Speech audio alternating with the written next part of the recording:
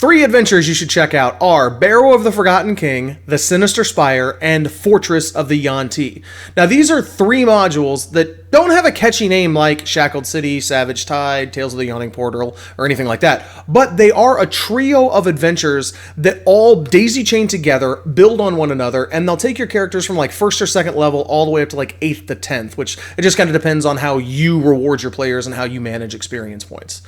These were originally published for D&D 3.5, and they don't have a 5th edition conversion as of today, so if I lost you there, I understand. But honestly, even just reading these three adventures is going to give you some great ideas. Additionally, the modules sell for $9.99 on DriveThruRPG each. That's $9.99, not $999. I figure you get that. That seems really steep to me for something that was published almost 20 years ago. But honestly, if you search around the internet for a little bit, you can probably find them cheaper. You might even find them for free. I do have a link in the description down below if you do want to just go ahead and buy them. Now, unfortunately, these have not been released for free like the dungeon magazines have, so I can't just transcribe them and make them available to you. Sorry. Regardless, if you want some great adventures which focus on dungeon delving but also have some intrigue, check these out. Now, since I focus on Tolus on my channel, you know I've got to give you some advice on adapting these modules to fit a City by the Spire campaign. I also thought it was cool that the second adventure in the series is actually called the Sinister Spire, but that spire is actually underground, unlike the big spike in Tolus.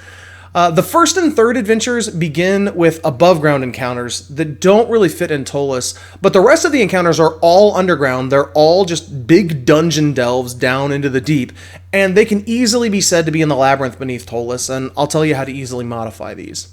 The very first module, Barrow of the Forgotten King, starts the characters out in like a small town with a cemetery. This is honestly very easily adapted to just be the necropolis in Tolus. Get rid of the town, and you can just say there's the mausoleum that you start with. The king they mentioned could be changed to like a Tolus noble family member if you wanted. It could also be a long forgotten king, maybe somebody from way in the distant past, or maybe you just want to make up an interesting or important person from the past for your characters to be looking after. That's the Forgotten King.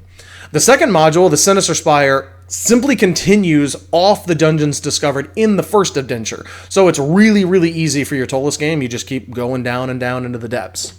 And then the third module, Fortress of the Yuan-Ti, it starts out in a field and then takes you down below the earth. If you want to keep everything inside of Tolus and you don't want to go outside the city, then I would just cut that part and make the fortress accessible through the previous dungeons. Honestly, you could also change the field that they have a map of to just be like an underground cavern with a few tweaks. You could maybe change it from where it's not so green to it's kind of an underground feel, or you could just say that there's natural sunlight or even magical sunlight that allows the field to grow underground. Either way, really easily, and honestly, skipping that first part isn't going to drastically impact the adventure. Also, the fortress in the third adventure is called Castle Satarsis, and it's got some really cool challenges for the PCs. The castle has mystical portals, it has towers that don't connect to the main fortress, and then some crazy fanatics inside of it. And I felt like these would be really cool introductions to more powerful magics, as at the end of this, your players are going to be in that second and third tier of play. They need to see that the bad guys of the world can use powerful magics as well. All three of these modules have good maps, but one of the benefits to me pointing out this old content to you is there's also some awesome user-generated maps online. If you go to my website, d20.pub, the page for this video I'm talking about, I have links to all of those maps, and then I've saved the maps, so if those links ever go down, let me know, and I will update those because I've saved them locally where I can share those to you as well. The other really cool thing, again, about looking at these old adventures is if you Google the adventure titles, you're going to find other people talking about how they ran these adventures, what their experience was, and things like that, which is a great place for you to mine ideas and to take from it whatever you will, right? That you can see what other people did, how they changed it.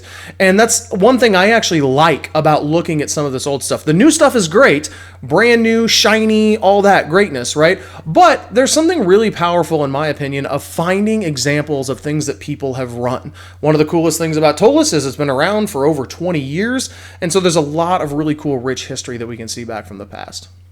Another really cool piece of D&D history is utilized in these adventures. It's one of my favorite things, and it's called Weapons of Legacy. This was a book originally published for D&D 3.5. Again, sorry folks, I've lived in the old world forever. I'm not going to change anytime soon, but I think you can learn some stuff from this. Weapons of Legacy details how to have magic items that actually grow in power with the person wielding them. Again, I absolutely love this book, and several of the characters in our main Tolus campaign, The Calling, have Weapons of Legacy. I'll probably just do a whole video about Weapons of Legacy later because it's awesome. You can even have this concept and adapt it in your 5th edition game, or really any RPG. The concept is just letting magic items, not just weapons, get more powerful as your PCs do. This is a great fix to the I want to find a new sword that's more powerful trope, right? You can have them get attached to that one weapon. So instead of them having 4+1 swords in their backpack, they can have this one weapon that's really, really important to them. Another aspect of that is that, by and large, especially in a Tolus campaign, check out my other video where I talk about fame and infamy in a Tolus game, but usually heroes are known by the weapons they carry, right? King Arthur carried Excalibur, and there's all these people. Drizzt carried Twinkle and Icing Death until bad things happen. I don't want to have spoilers alert. And so people know the heroes by a lot of the times the weapons they carry. And that's also happening in my Tolus game, that people are identifying the heroes by the weapons they carry. And this is also a great way for you as a narrator to sort of threaten your PCs. If they just have a +1 sword that doesn't have a name and they don't really care about, if they lose that +1 sword, that's not a big deal to them, right? But if they lose Icing Death and Icing Death is broken, then that is a really big deal to them, and that can be a whole quest, right? If a bad guy steals Excalibur, that's a really big deal. And so that's another great way that you can do Weapons of Legacy, that they get a personal attachment to the weapon, and instead of them having to pay to get it upgraded or whatever, then they can just say, hey, my weapon gets more powerful. I will be utilizing these 3 adventures in my now 3rd Tolus game, which honestly is just for my 2 oldest kids. So I might have some more advice and resources in the near future about these. Let me know in the comments if you've used this module or if I've piqued your interest a little bit. And if you're into Tolus, jump over onto our Tolus Discord. There are some awesome narrators on there that are constantly sharing ideas, telling people how they're running their games, sharing homebrew content, etc. If you are the most awesome person on the earth, then you can also support me on Patreon for as little as $1 a month. Check out my other videos because I'm talking about other adventure modules, especially the Shackled City and Savage Tide adventure paths by Paizo. They are both just epic series. Is that the right word? Serieses? The plural of series. Whatever. They're both epic sets of adventure modules. Don't judge me. Anyway, until next time, stay out of the shadow of the spire. Good show, guys. No, that was fantastic. I felt really good about what we were doing there. Down to the end there, I think that will be good. So let's just do some edits. We'll do it in post, a little cuts, and... Oh my gosh, you're still here. I'm so sorry. Hey, a quick plug. Another way that you can support me is to check out my business called thesuperbelt.com. The Superbelt is a nearly indestructible belt that you wear around your waist, which is made in America and has a lifetime warranty.